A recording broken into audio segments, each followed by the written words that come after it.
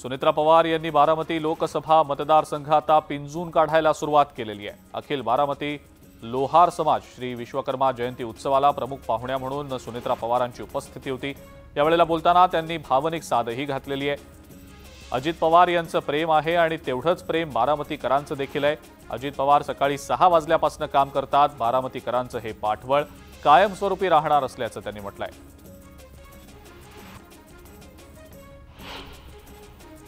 माजी खासदार निलेश राणे आणि आमदार भास्कर जाधव समर्थकांमध्ये झालेल्या राड्या प्रकरणी 13 जणांना अटकपूर्व जामीन मंजूर करण्यात आलेला आहे। खेड जिल्हा सत्र न्यायालयानं त्यांचा जामीन मंजूर केलाय।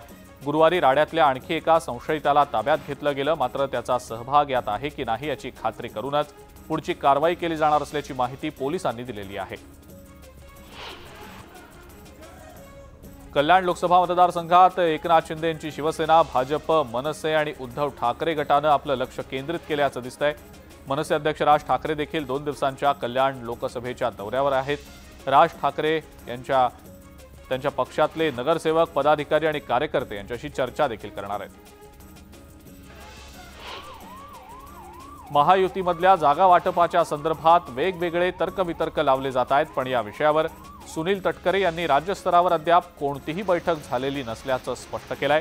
राज्यात बैठक पार पडल्यानंतर अमित शहा यांच्यासोबत बैठक घेऊन पुढील निर्णय घेतला जाणार असल्याचंही तटकरे यांनी सांगितलं।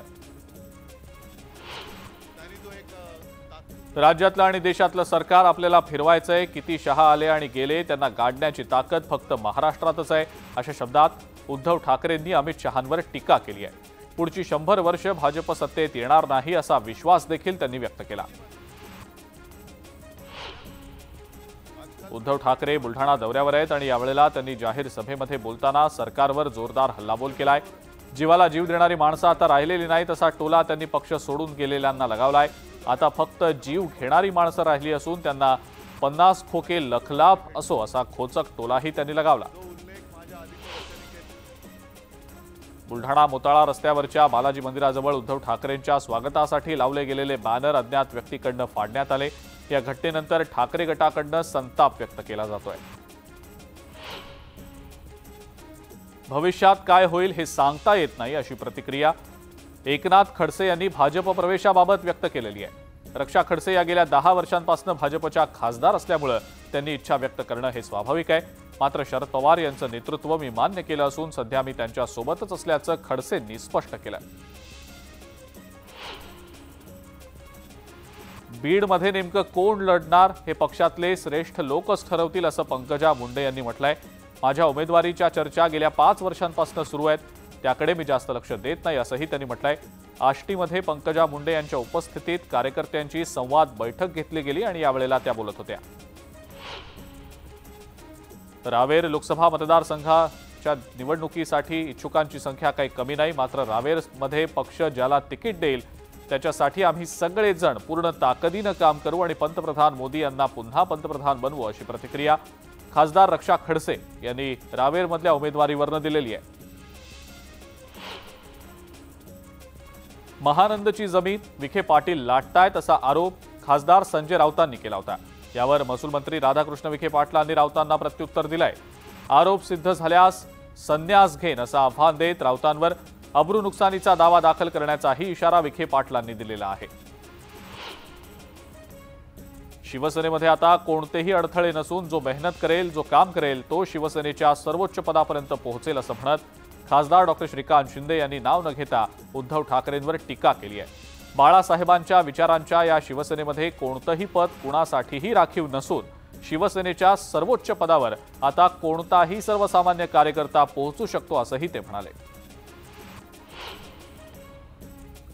ठाण्यामध्ये युवा सेनेचा युवा महाराष्ट्र राज्यस्तरीय मेळावा आयोजित करण्यात आलेला आहे। या मेळाव्याला मुख्यमंत्री एकनाथ शिंदे आणि खासदार डॉक्टर श्रीकांत शिंदे मार्गदर्शन करणार आहेत। त्यासाठी राज्यभरातनं युवा सेनेचे पदाधिकारी ठाण्यात येत आहेत। यावेळेला अवधूत गुप्ते हे श्रीकांत शिंदे यांची मुलाखत देखील घेणार आहेत।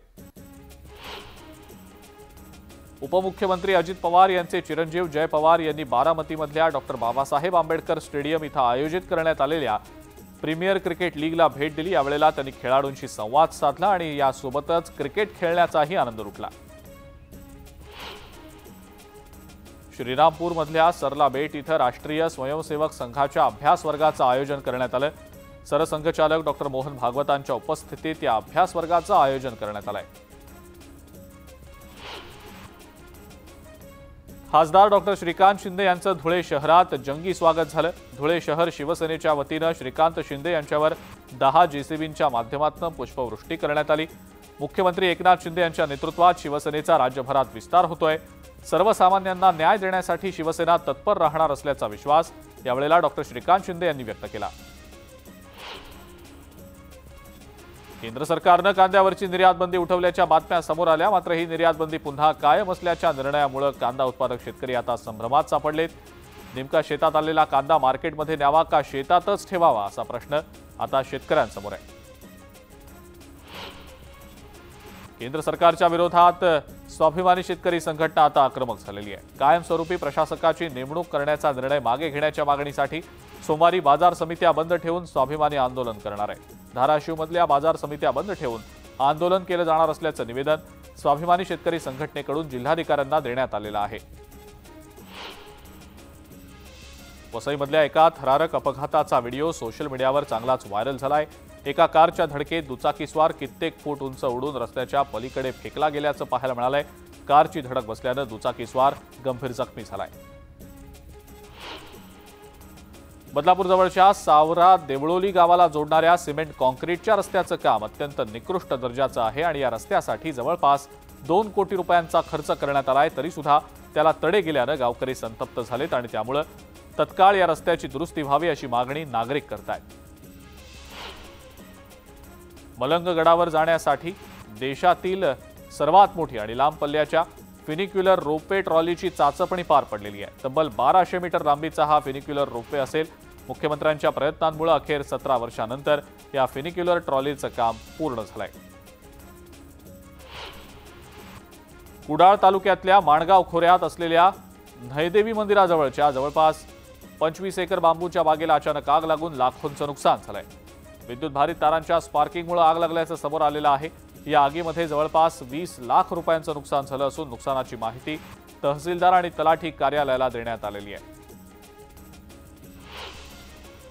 धाराशिवमधल्या 2021 सालच्या खरीप हंगामातल्या 374 कोटी रुपयांचा पीक विमा मिळण्याचा शेतकऱ्यांचा मार्ग आता मोकळा झालाय। कोर्टानं शेतकऱ्यांच्या बाजूने सकारात्मक निकाल दिल्यानं शेतकऱ्यांना मोठा दिलासा मिळालाय।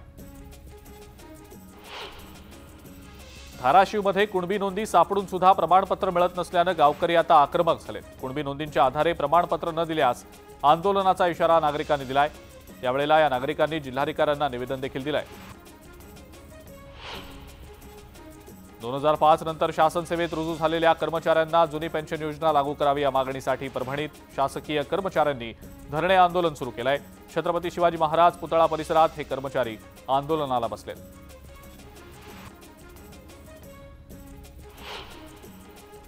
दौंडमधल्या कुरकुम एमआयडीसी मधल्या ड्रग्ज प्रकरणी दौंडचे आमदार राहुल कुल यांनी आक्रमक भूमिका घेतलेली आहे। कुरकुम एमआयडीसी मध्ये वारंवार अशा घटना घडतायत, त्याला जबाबदार असणाऱ्यांच्या विरोधात कठोर कारवाई व्हावी अशी मागणी देखील त्यांनी केली आहे।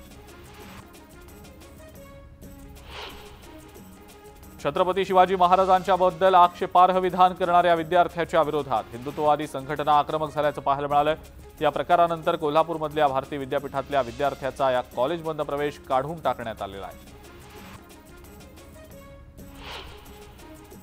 साईबाबा संस्थान, शिर्डी पोलीस स्टेशन आणि शिर्डी नगरपालिका यांच्या संयुक्त विद्यमानं साई मंदिर परिसरातील अतिक्रमणं हटवण्यात आलेली आहेत। साई भक्तांच्या येण्या जाण्याच्या रस्त्यावर दुकानं थाटल्यानं प्रशासनानं अचानक कारवाई करत ही दुकानं हटवली आहेत।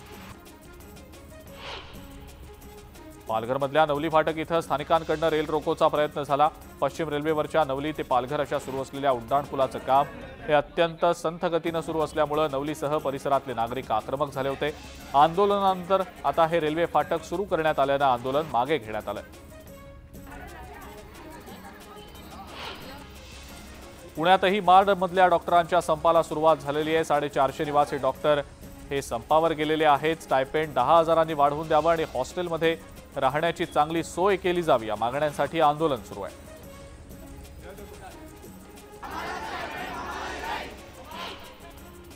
आदिवासी विकास मंत्री विजयकुमार गावित यांनी गडचिरोलीचा दौरा केला। यावेळेला कच्च्या वन उपजपासून प्रक्रिया उद्योग उभारण्यासाठी आवश्यक असणाऱ्या सगळं साहित्य आणि प्रशिक्षण आदिवासी विकास विभागातर्फे दिलं जाईल अशी घोषणा त्यांनी केलेली आहे।